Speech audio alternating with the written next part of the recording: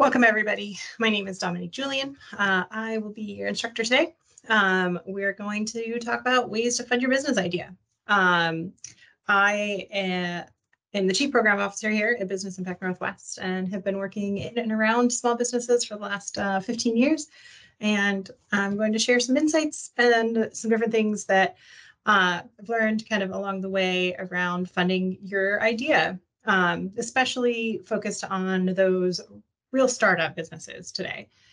So when you're really kind of in that idea stage and you're looking for funding, one of the things that I have learned in this is there's a lot of misconceptions. So I'm actually going to start our presentation off today with a little video. So let me find that and share that with you. So that's our next slide, and then we'll get started and we'll just jump right into it.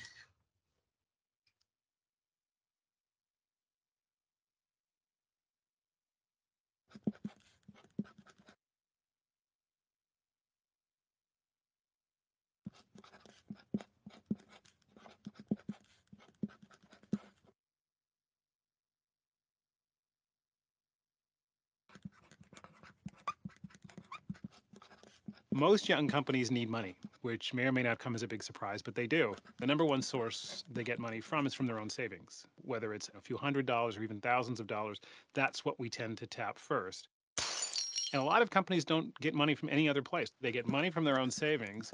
And then after that, they're lucky enough to be cash flow positive. They're profitable. So we talk a lot as if all companies require all sorts of external capital. And the reality is that more than half of young companies get all their funding from a combination of founder savings and then cash flow from the business. And we're out of here. Next up on the list is another one that catches, I think, people by surprise, and that's credit cards. Almost every young company you can think of, to one degree or another, was funded on credit cards. And it is the single largest source of capital for young companies after founder savings. And then the next place where they tend to get money is from friends and family. After I've tapped out my credit card and I've used up all my savings, I turn to people I know and say, hey, will you help me? And that's the third biggest source of capital. And then the next place is banks. And the banks are a totally weird situation because with banks, they get a lot of attention, but they actually fund very, very few young companies. But it's not their fault. You have to think about the way bank lending works and how shareholders want banks to lend. They want them to lend money against secured assets. And young companies don't have any security. They have nothing to secure it against. And the joke in the industry is you can get all the bank funding you want as a startup as long as you don't need it. And then the last piece is venture capitalists. They get the lion's share of the attention, which in some ways is warranted. You know, your Googles and Apples and FedExes and many others all have venture capital money inside of them. But the reality is, and this is from Kaufman Research, less than 20% of the fastest growing companies in the United States took any venture money. And that's not because the VCs wouldn't give it to them. It's because they didn't want it or didn't need it, because they had all those other sources. I don't need money, and I certainly don't need money on these terms. Because, you know, venture capitalists, unlike banks, they don't lend against secured assets. They give you money in exchange for shares. So they take some of your company away. So my answer is if you don't need it, definitely don't get it. There's no question the venture industry has become staid. The irony is it's intended to fund disruption, and yet it's an industry that had become complacent. And interestingly, over the last 5 or 6 years, we've seen the emergence of other mechanisms for funding, like AngelList, like these kinds of peer-to-peer funding sources, as people increasingly provide capital in smaller amounts, but more people doing it directly. Having said all of that, though, venture capitalists are hugely important for those young companies that don't have access to bank money, but are growth companies. They have the prospect of being a $5 million or a $10 million company in a couple of years, and they need that growth capital to get there quickly. So it's a race. And the way you play the race is by getting money from people like venture capitalists who give you the money so you can compete with other people who are racing as fast as you are. If you can run a company off cash flow and some combination of credit card, your own savings, and friends and family, you know, Bob's your uncle. Run. You know, keep all the equity because, you know, there's no better thing than being in full control of your own destiny. So I wonder, you know, always wonder if some of those things catch anybody off guard or we're totally aware of those things. But I really think it's, you know, important to point out that we're going to spend a lot of time talking about, you know, the debt financing and some other things, but there can be really small parts of what really what it takes to start businesses for a lot of people, where they really are pulling from their personal savings and friends and family. So, I think that's always a good context to set for this. And then we can jump into, a lot of those other things around the banks and credit cards and stuff like that. So, yeah, let's see. That is my sort of context setting for this course. And then really, sorry, my slides are, there we go. Yes, this is the one I wanted. So, as you guys are kind of assuming most of you are kind of in that idea stage, what are some of the things you might need, or why are you thinking you need financing? And a lot of times there's a lot of costs that are associated with before you've even made your first dollar. And this, it's like your licensing. Maybe you need to buy a piece of equipment to even start doing stuff, the legal fees to get things started. If you're a physical location and you need to build something out, like thinking about those what's called tenant improvements, but building out that space, maybe you need a vehicle, all of these things can be things that you need to actually deliver the service and deliver the good that you want to bring out into the marketplace before you've even made a dollar. And so that's a really common reason that startup need money, right? That's no surprise to anybody here. I don't think any of these are. An early stage, like maybe you've gotten the first few sales, but you're thinking, like you really want to get that. You want to hire the next employee. You need, more inventory to meet the growing demand, but you need that cash flow to be able to meet that demand. You need rent. You need expenses to cover rent while your sales are increasing, because maybe your sales are still, they're still growing and not where they're going to be. So you need that money. As well as growth, right? Maybe you need to fix older equipment, expand your property, expand into other properties, and staff development. So these are all things that really why businesses look for financing. Before we get too far in this, though, we're going to take a pause from actually talking about some of those sources and really just take a moment, a little small part of this presentation, to understand for especially in the idea phase, before you can before we can start talking about where to get money, you need to know how much. And so here is a quick financial refresher. I swear I'm not going to go too far and make this all about financial projections, but I want to highlight why it is so important for you to understand your financials so that you can understand how much you need, which then is going to dictate where you find that financing and how you move forward. So for those that maybe are, just getting started in their ventures, I would definitely recommend everybody takes time to really understand the financial statements of a business. And those are the balance sheet, the income statement, and cash flow. These three statements together really give you an idea of what's happening in a business. And when you're a, pre-revenue startup, you need to be able to think ahead and say, what are these statements going to look like in a year from now? What am I aiming for? What kind of budget am I going to set so that I can achieve all these things that I want to achieve? So a balance sheet, the best way I like to explain these really just in quick, a balance sheet is the health of the business at a certain time, fixed position at a time. So think about it as like somebody's personal net worth, right? Or even better, think about your home, right? You have a balance sheet for if you own a home. So when somebody says you have equity in your house, what do they mean by that? Well, they mean that the asset itself, the house, say, is worth $500,000. Well, maybe you owe the bank 250. Guess what's left over?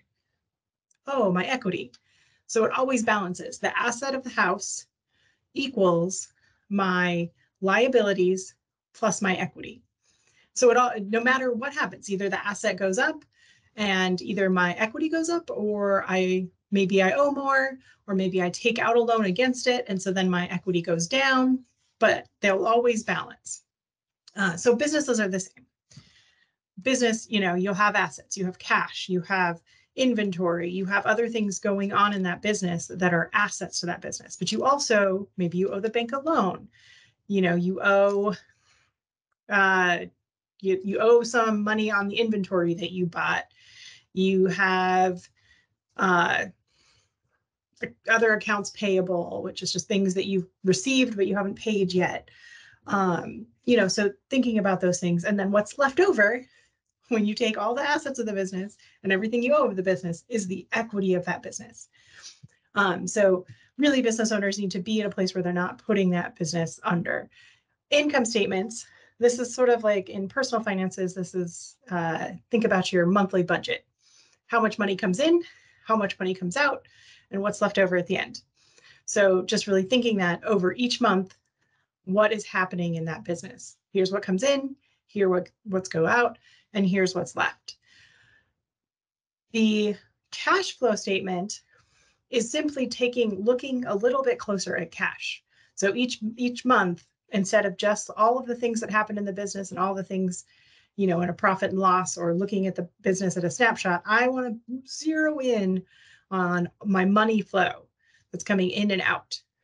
Sometimes this does not exactly match what you might think of like a profit and loss, right? Because there are some things around, if I'm investing, if I have a loan and I'm paying the principal of that loan, that's not actually showing up on my income statement or my profit and loss, but it does affect cash. So I need to sort of do some extra equations to figure out what is happening there. In cash flow, ultimately, you can never let that be zero. So that's where we're going to get to and show you kind of in a couple of examples before going, I won't spend too much time, but just a little bit. All of these statements are connected, right?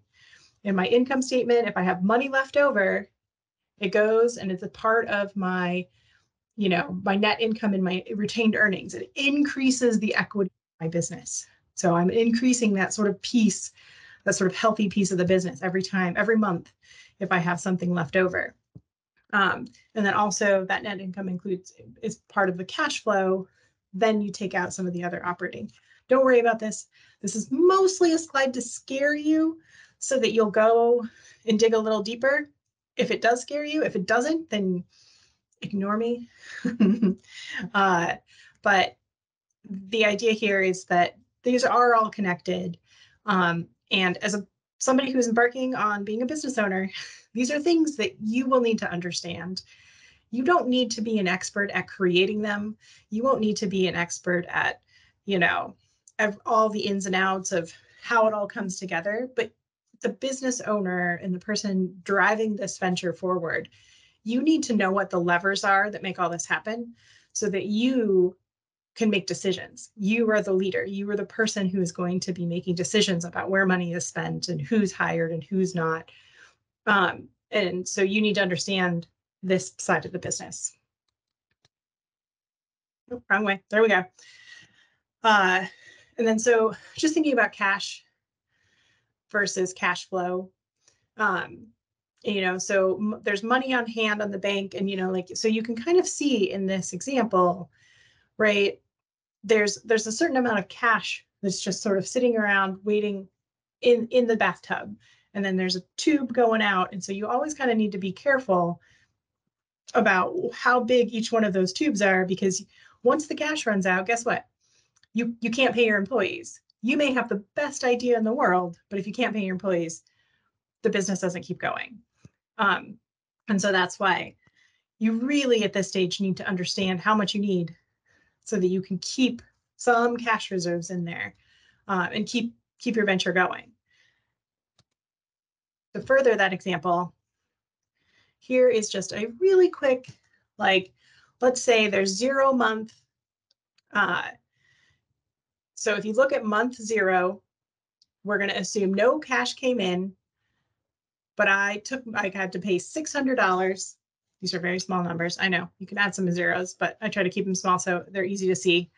So that was the equipment and all that sort of those pre-revenue costs that I needed. And so $600 just went out the window. Okay, in month 1, I actually got $600 in, so I sold some stuff, but I still had to pay my rent and all kinds of other things and so I still $500 went out. So another $300 goes out. And you can kind of see on the far side how this accumulates over time.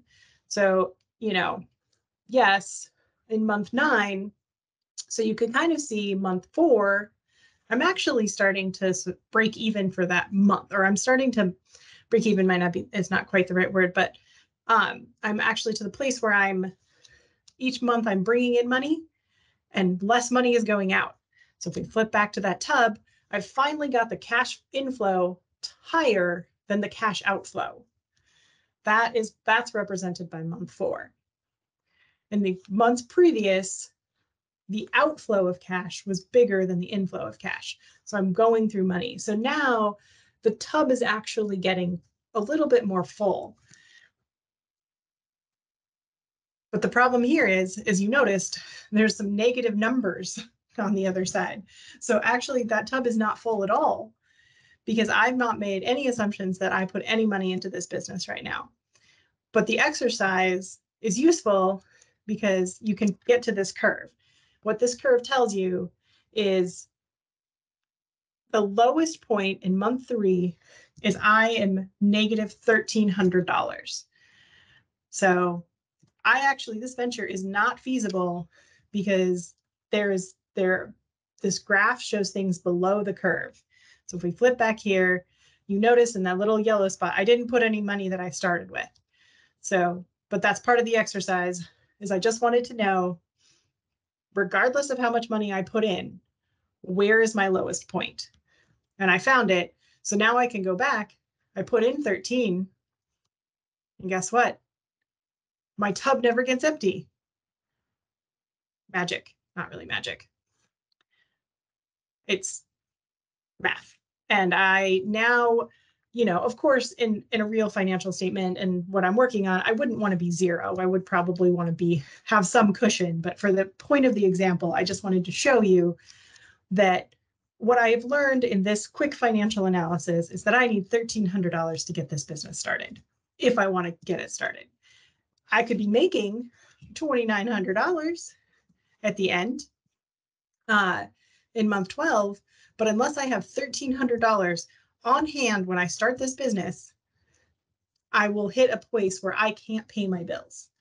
So that's why this exercise is important. That's why you need to understand financials, so that you can get yourself to a place where you can do some quick back of the hand, like napkin stuff, where you can understand what is that number. And then if you're going to go and ask people for money, you're going to have to flush that out more. But we'll get there in the conversation. So, okay, that was only like 10 minutes. It's not too bad. So we can get back to the stuff that really brought you here, not financial pain or understanding financial statements, but it's so important to all of the stuff that we're talking about because we're talking about money. Here, I've broken out kind of some big buckets when people kind of talk about funding their business or where am I going to get money, those kinds of things. And really, they fall into the category of self-funding. And, sometimes it's called bootstrapping. I also put into the self-funding category family savings. And the idea there is that if it's somebody who's giving you money, but you don't have to pay it back, that still kind of falls into that self-funding category. The debt is one that a lot of people talk about. This is, personal loans, credit cards, family loans, microloans, commercial loans, government-backed loans. All of that falls into the debt category. We're going to break that down a little bit more here and talk about the difference between debt and then equity. This could come from accelerators, incubators, crowdfunding, angel investors, venture capitalists. All of these are different mechanisms that might fall under equity. And this is where you give up ownership. You're exchanging a piece of ownership for somebody else's money. And like I said, we're gonna talk about it more. Then there's grants. They can also take the form of accelerators, incubators, crowdfunding. There's government grants and pitch competitions where you're getting given money with no or very few strings attached to it. Maybe some reporting, maybe none, right? And then other ways people fund businesses are retained earnings. So that's just when, you bring in some money and there's some money goes out, but there's some left over. That's your retained earnings. There's some cash in your tub, and you use that. You take a little bit of that out and reinvest it in your business. And we're not really talking about that here today, because that's really, you have to have the business started to be able to get retained earnings. So that's not an option for some of you who probably joined this startup class. So, and the reason I did this is because you saw the class title, right? And the class title was to get you excited about all these different things. But really the idea too is to notice that sometimes debt or equity and grants, an accelerator might fall under multiple of them, right? The mechanism of actual how it's being used might fall, one accelerator might provide grants at the end. Another accelerator might say, oh, we take 5% an equity share in the business. So an accelerator can be either kind of structure. Oh, bootstrapping. So this is just a quick slide to say bootstrapping is making do with what you have. No surprises there. And I think some of the quick strategies that I've seen that sometimes people overlook might be, buying things in bulk. The more you can do that, the more you can bring down the cost per item a lot of times. If you can't personally, your business can't afford that bulk, like looking for maybe joint purchases with other business owners, like, maybe you can buy your boxes that you package things in with another business that also use similar packaging. Kind of thinking about those kind of different creative things. Negotiating better account payable terms. I think this is one people don't always realize. So sometimes when you're buying inventory, or you're buying stuff that you're going to put together and make, that supplier might say, you owe us the money in 30 days. Well, if you can change those terms to 45 days or 60 days, guess what that does? That gives you more time to put it all together and then sell it. And then you make the money from that sale, then you can pay off. Then you can pay back that accounts payable. So it means what you're doing is you're sort of keeping that money in the tub a little bit longer, right? So if you keep the money in the tub a little bit longer, it gives more time for some more money to drop in from the inflows before you pay one of the outflows. So you're kind of slowing down some of the outflow. And so you can kind of use some of that momentum to continue that. And I think this is an obvious one, but I always, I'm surprised sometimes in people's business plans and when they're putting things together, they don't look at buying used, especially, kitchen equipment and some other things that, you can actually find decent equipment that will get you started and get you going, that might not be brand new and shiny, but you save a lot of money because you bought it used. What is some advantages of just using what you have and being scrappy and figuring this out is that you don't have any debt. You don't have any investors. Should be investors. Sorry about that. And then the other side, the side that I would caution, and I think this is great. And I think this is what most businesses do. Like, as you saw in the example, this could be the end of the presentation for 64% or whatever the number was, right? We've made it to the end of what most businesses do, is they just figure it out.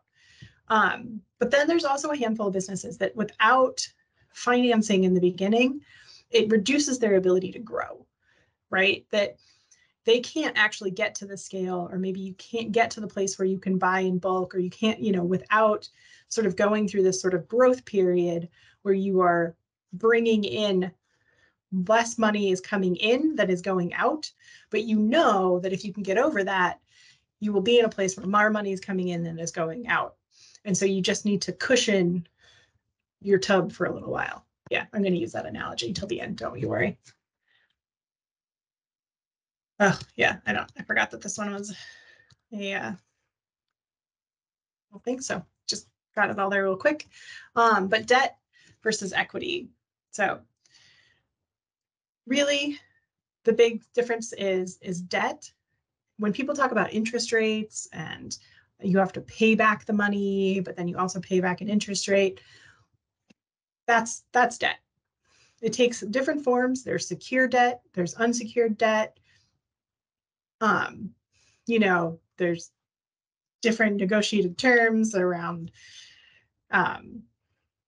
revenue payback sort of things. Anyway, but the idea here is there's an interest rate, and that interest rate, you pay that, and then that gets you access to that cash. Equity, on the other hand, you don't actually pay it back. Instead, you give a little piece of ownership to the investor. So if I need to get something started and an investor gives me $100,000 for 10% of my business, well, say I make $1 million next year, well, they own 10%. So I actually don't make $1 million. I make $1 million minus 10% because they're entitled to that 10% of those profits. Means you have shareholders, and it can have benefits beyond money, because sometimes you're bringing on owners who have expertise and those sort of things. It is generally a more complicated structure for a lot of businesses. And even though it sounds like equity is cheaper, it is not. So I want to be clear about that. Equity is for businesses that are going to grow quickly and that can't grow without that sort of investment, right?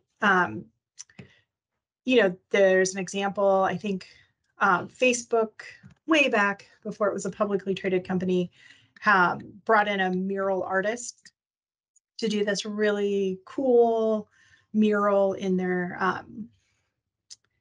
offices, and he had an option to be paid in cash or in stock in the company, which at the time wasn't worth a lot of money. It wasn't a publicly traded company, so it wasn't something he could even go out and sell. It was just this hope and dream, and he took the hope and dream. And so a job that maybe would have been $50,000 today, that is like multi-million dollars, is what he's made off of that. So Facebook, instead of just paying $50,000, forego millions of dollars later. So yes, it's not a great example in the sense that, yes, they have plenty of money. It's not a big deal. But thinking about that kind of what that cost is versus just being like, oh, if I paid $50,000 and I pay 8% interest on that and pay it back, that's a lot less. So hopefully this sort of makes sense. We're going to move on, but the idea is debt is cheaper, equity is more expensive in the long run. Sometimes businesses don't have a choice in which one they choose, and it'll be clear why later, but debt doesn't like risk. Equity doesn't mind risk, because they're trying to bet on the businesses that turn into Facebook.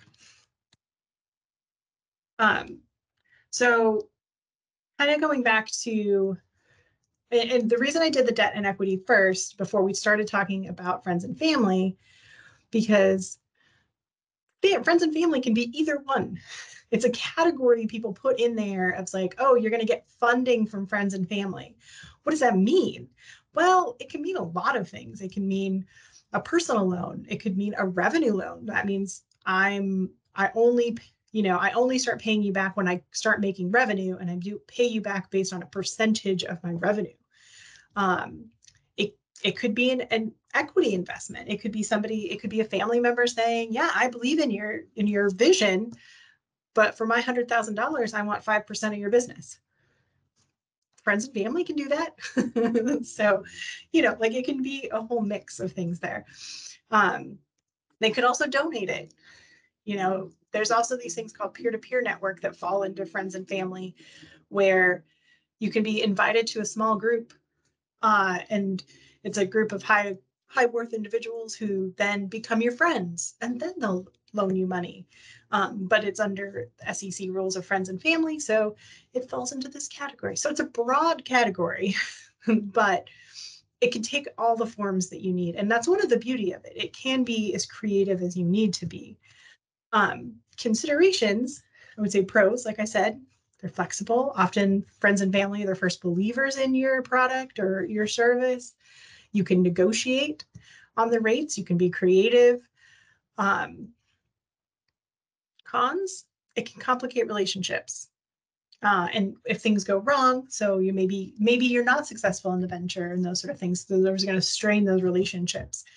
One of the ways I would say to really help avoid that is to really draw up. I put that you need a lawyer if you're going to engage in any of these relationships with friends and family. Still draw up a contract, still put something in writing. It's really going to help preserve some of those relationships as you move forward.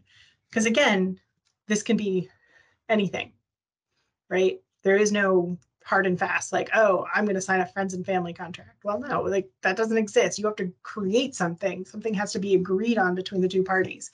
And when you get to that, having a lawyer just helps flush that out. And then if something goes wrong, you don't have to get mad at each other. You have a contract. You have a way to negotiate through some of those harder conversations. Hopefully you never have to have them.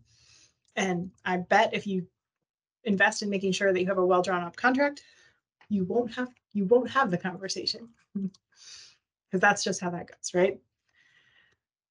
So the next category, crowdfunding, right? So that was another big bucket in the titles, and everybody's always interested in crowdfunding. This one's another one that, guess what? It can be debt, it can be equity, it can be donations. So just because somebody says crowdfunding, it doesn't, what crowdfunding ultimately means is a lot of people doing smaller pieces of something, right? So instead of one investor giving you a loan, I've got 10 investors giving me a loan, but a platform is putting all those people together and then giving me the loan, right? Or the same thing with equity. I've got a equity share that I'm 50% of my business, and I'm selling it for $250,000. A bunch of investors will come together and invest in that, but they now all own a little small piece of my business. The crowdfunding that we're all more like probably attuned to, especially if you're not in the business world, are our donation and reward ones. And these are not tied to debt or equity. And these are like Fundable will do this, but Kickstarter and Indiegogo are probably the ones that we're most familiar with. A business puts on a new product that they want to sell to the masses, and we can all pre-buy it. But there's no real contract. Really, what I'm doing is I'm just saying, I believe in this business. I'm giving you $150 in hopes that someday I might get something back, but I might not. Or, you see sometimes in those that you could do $5, just $5, just to be like, here's $5, good luck. And I'm not asking for anything. I'm not asking for a reward in the end. But the agreement there is that, I believe in the business. I hope this goes well. Maybe I'll get something back. So those are donation and rewards, but there's no actual, just to be clear, there's no contract that says the donor, if I invest in this, that I have to get something. And there's no real, as the business, that I'm tied, that I have to do whatever I say. It's just not a great way to start your business if you do a Kickstarter and don't follow through, because the power of doing a Kickstarter or Indiegogo in a donations or reward-based capacity is that it shows traction. It gets you some of that capital that you need to actually go out and manufacture the thing. And then maybe from there you get more sales, and like you've now got a more sustainable model to continue your business into the future. But if you don't actually deliver the product, it's hard to move on from a dead Kickstarter campaign. The other things I will say about any of these kinds of crowdfunding campaigns is that they do take a lot of work. And I actually do have that on the next slide. So I'll hold on the pros and cons in general of all of them. But you need to have a real community. And then, one of the things I have down here on the bottom is like, if I'm thinking about what platform to use, that's really the biggest decision in crowdfunding. But once you've decided you're going to do it, right? And then what form am I really kind of focused on the donation reward, or do I want the debt and equity? It's just really thinking about the different interest rates, what these platforms have to offer. If I'm looking at debt and equity, the number of investors they have on the platform is going to be really important to me. Versus donation and reward, well, I don't need them to have investors on the platform. What I really need them to have is my target community. I need them to be able to help support me in some of the outreach that I need to do. But you can't completely rely on these platforms to do that outreach for you. You have to do a lot of it. And if not, you have to do most of it. 50%, or it's more than 50%, I think, of Kickstarters and Indiegogos actually are not successful. And, what they find is that if you don't meet a third of your goal within the first week, you are unlikely to reach your goal. And what that tells us is that successful campaigns have done a lot of groundwork before they even start, right? They've told people they're going to do it. They've gone out and they've talked to all their friends and family in their community, and they've got people excited about it. So as soon as it goes live, there's momentum. And then that momentum can help feed more momentum. And then, we hear about these really big Kickstarters, but a lot of folks, it's like $10,000 to $15,000 are successful campaigns. What I would say is fundable. The difference here, kind of fundable Kickstarter. Fundable is a little bit more set up for businesses. So it kind of has language in the way it's laid out. Kickstarter, so you don't have to have a product per se, a little less product focused, versus Kickstarter, Indiegogo. They tend to do better when you have something tangible that you are offering. I have GoFundMe on here, but it's not a great one for businesses. It's much more of a personal donation one. People more associated with that. And then Patreon, I have it on here too, because it is ultimately crowdfunding in the sense, but it's in you subscribe, your people, your crowd of funders offer up, $5 a month or $20 a month. And this one, so while Indiegogo and Kickstarter, I do know some musicians and some folks who have had success with some campaigns here, like get out an album and those things. Patreon can be great for musicians kind of on an ongoing basis, where they can add little clips just for their Patreon folks, or podcasters use it a lot. So a lot of creatives use that. So these can be ways. So yeah, you can follow up with some additional questions, but you get the kind of general idea here, and we'll make sure, if requested, you can get access to these slides. Crowdsourcing considerations, what I would say is that they're great for brand recognition, product testing, expanding audience. They can be a cheaper way to get funding, but don't go into it blind. It takes time. You need to know the market. You need to know who you kind of early, not adapters, adopters. Adopters are, and then if you are thinking at any point you want, to get a patent for anything or any of those sort of things, this is not crowdfunding. You don't want to do crowdfunding, because crowdfunding is putting your it's a little too out there in the world, and it can be hard to get that protection after the fact. So just keeping that in mind as well. Okay. Ooh, crowdfunding, crowdsourcing. Okay. Accelerators, incubators, pitch competitions. Okay. There is definitely, you know, different ways to kind of think about these ones. Like there's pitch competitions. And so these are often great ways to get a combination of education and, anywhere from very small to no to medium-sized pots of money. The, you know, pitch competitions are like, okay, I go through maybe a process and I pitch and there's some judges and maybe I'll get some grant money at the end of it. Here's a couple in our area. We put on an impact pitch that's in October. The applications for that are already closed, but you should check it out. Attend, see what the other businesses who are pitching. And then applications usually open in June for that. Edge 3 is a Kitsap Bank competition for Kitsap businesses that runs annually. Our grand prize is $5,000, and we have some prize money you can get in before Edge 3. I think it's maybe 10. Bunker Labs has kind of a regional, and then there's a national, like the regional one. I don't know if you win any money, but then you are eligible for a larger one, and that's just for veterans and military connected entrepreneurs. And then Ventures, another community partner, has a competition called InnoVentures. So if you're a client of theirs, you can be part of the InnoVentures. So a lot of times you just kind of got to keep your eye open for those opportunities.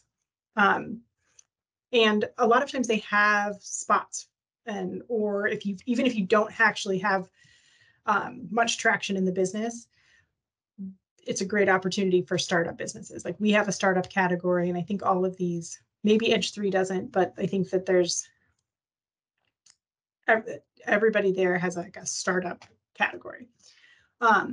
Incubate, this is where you're getting more wraparound services and for newer businesses. So like I'm thinking Spice Bridge, which is a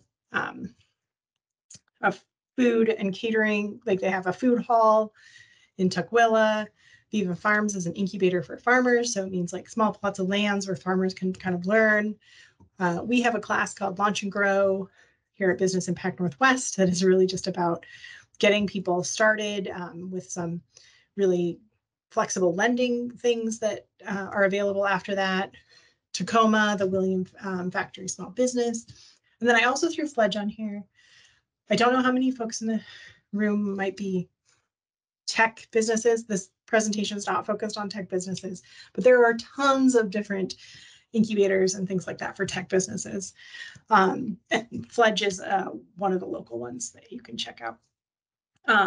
Accelerate, Chobani, if you're a food business, there's a Send program that University of Washington hosts here, and Right Livelihood in Portland. PortGen is the new incubator for Port of Seattle, helping people take opportunities for the contracting. Endeavor Northwest is an initiative where it's really focused on opportunity, like if there's an opportunity, getting access to that opportunity. So what you kind of see, these, pitches can be more general, but these are usually pretty specific to a certain kind of business, certain type of, in a certain category. And then they wrap around services and funding potentially around that. So if you have a very industry specific venture, it's worth looking and kind of doing some research within your industry to see what might be out there. But these are a few that might get you started. Pros and cons, accelerator incubators, pitch competitions are really about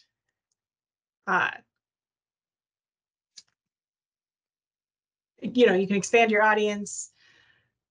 There's often no string attached financing. You get expert advice. Cons is they just take time, and they're not always available for certain types of businesses because they can, like I said, they kind of get specific. Okay. And then let's throw out there grants for startup businesses. I'm not going to spend much time on this slide because you can see there's not a lot of stuff out there.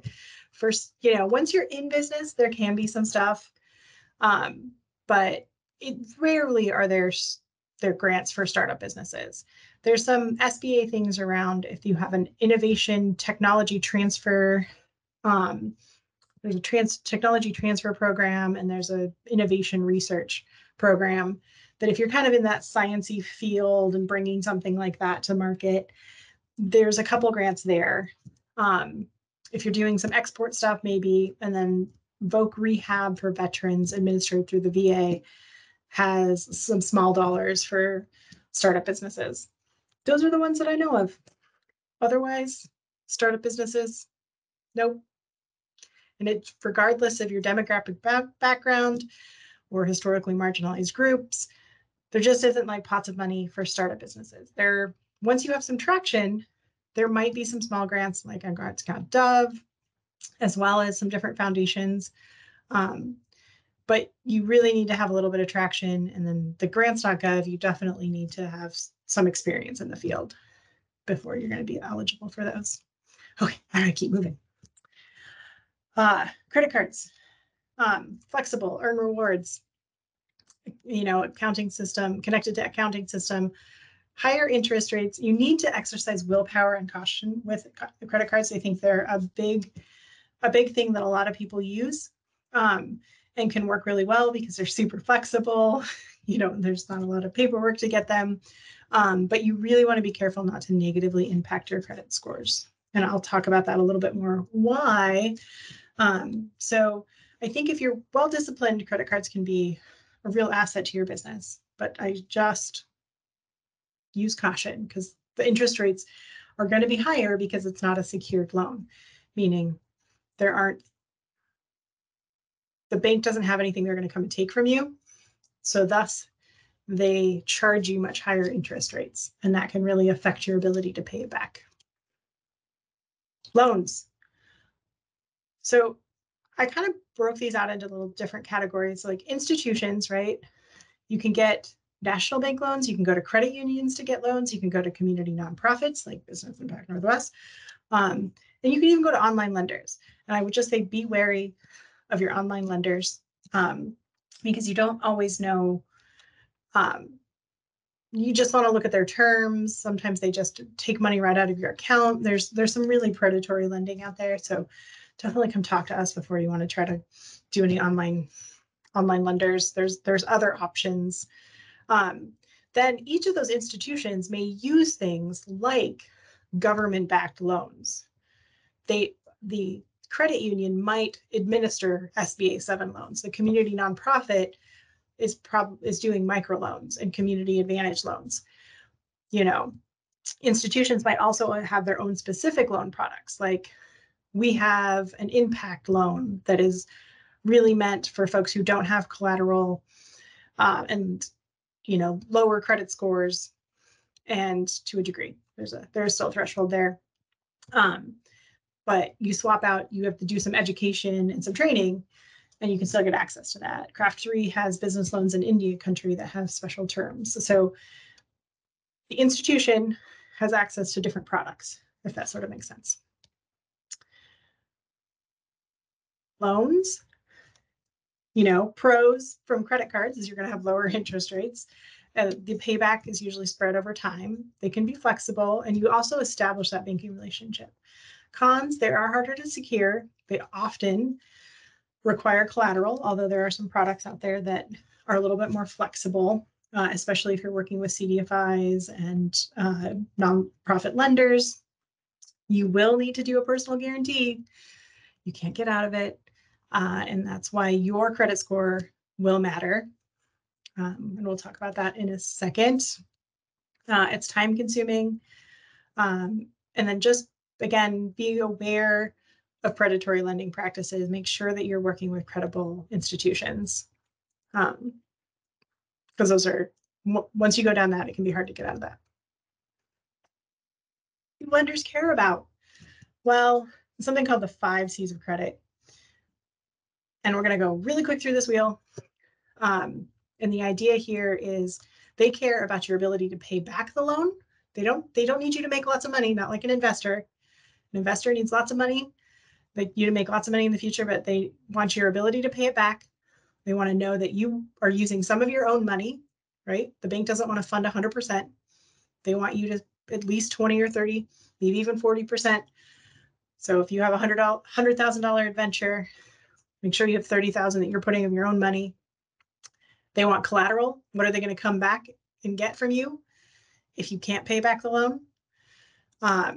They want to make sure that the industry, that you're in, and so that really comes back to your business plan and planning, and then your character, and that's really what your credit score is, and saying, do you have a history of paying back? Before you apply for loans, here's just a quick 1 through 6. Make sure you have your books in order because they do care. So that all that financial stuff that we talked about, you're going to have to do that. You're going to have to get to financial statements. You're going to have, a business plan. You're going to look at those, so for a startup business, right, you wouldn't have financial statements, but you would have projections. We talked about that gap, right? Oh, I need $1,300 to get this business started. So they're going to want to know what it is that you're looking for and exactly what you're going to do with that money. Loan application, it does usually, this is part of the requires lots of steps. You're going to need to be a business. If you need professional licenses in that, you're going to need to be able to do those. Personal tax returns are going to matter. All of your kind of business planning documents, as well as your personal and financial and legal documents, is pretty much what this checklist is. But we've got lots of trainings on that can go into more detail about these things. I just want to give you kind of a quick overview of that. And lenders do want business plans. They don't need 50-page business plans, but they do want business plans. So they're looking for your business plan to have reasonable assumption, be well-researched, talk about the team. Is it a sustainable, not a sustainable and environmentally sustainable, but sustainable and like financial, like, can you pay your bills? Will this business be here in 10 years kind of thing? Like, can you show that and have modest growth potential? They're going to look at your business financials. They want to make sure we talked about that balance sheet and making sure that there's an equity piece. So if you're a startup business, like many of you might be, they're not looking for the current balance sheet. They're looking for that balance sheet that what's going to look like in a year from now, right? So they want to see that profitability, cash flow. And then also, if you're buying equipment, what is the value of that? And they are going to look at your personal financial statements, because at this point, especially for startups, your business has no actual credit. It doesn't have any standing in the world. And why? Because it shows trustworthiness. It kind of really shows that you pay back your debt. And so that's what the lender cares about. It doesn't care that your new venture business pays it back. It cares that you take it seriously and you're going to pay it back. So it turns out you can't really separate those things. So here's why many lenders look at personal credit regardless of business credit score.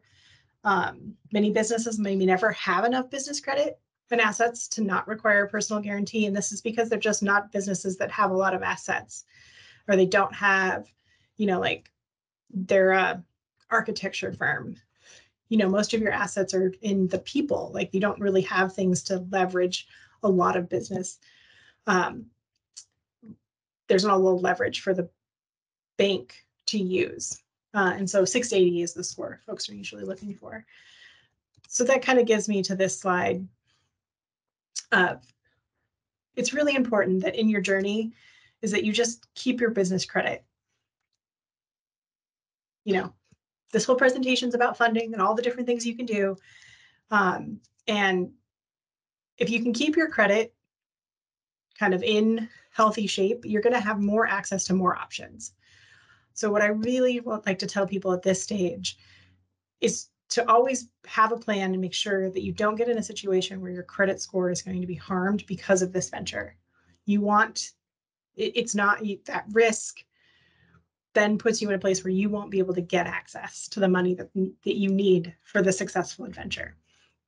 So keep an eye on your accounts, review your credit reports, do the work. We have folks that can help with that too. There is a such thing as business credit. And while bankers aren't going to look at it and, for a startup, but it is, separate from your personal credit. It's, there's the Duns and Bradstreet, Equifax, and Experian business. And,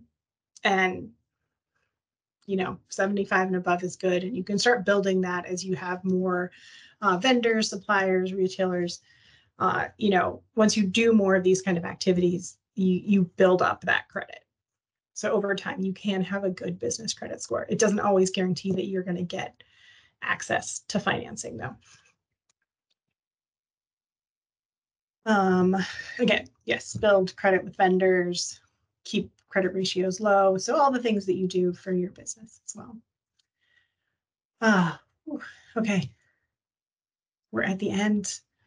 That was a lot about what debt financiers want, but I think it's important on this stage for businesses, even if debt financing isn't something that you're looking at thinking about today or in the next year, because maybe you have enough of your own self-funding to get through, that having an idea of what it takes to be able to get debt financing may help you grow in the future when you need to get a line of credit or you need to get that bigger piece of equipment that will allow you to grow even more. You want to have access to that. So knowing how it all kind of comes together can be important. And don't wait to create that short-term and long-term financing plan, right? That's what I mean, is that all of these options that we talked about are all available to you based on where you're at.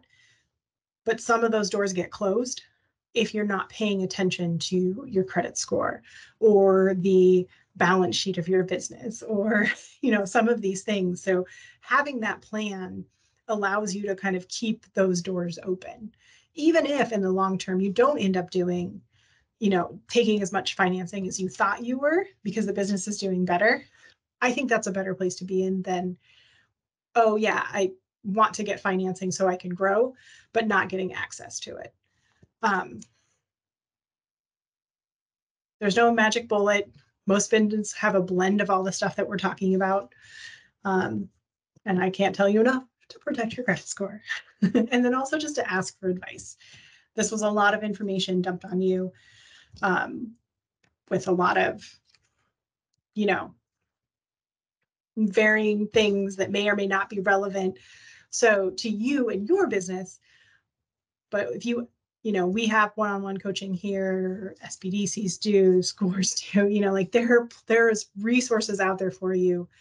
And somebody you can connect with that can really help you dig in a little bit more to your specific, what's happening in your business. What are your goals? What do you want? And so to really bring this to life for you. So utilize those resources. We're here for you. We're excited to help you. And yeah, with that, I'm going to stop sharing and wish you guys all a really great afternoon. Yeah, thank you for joining.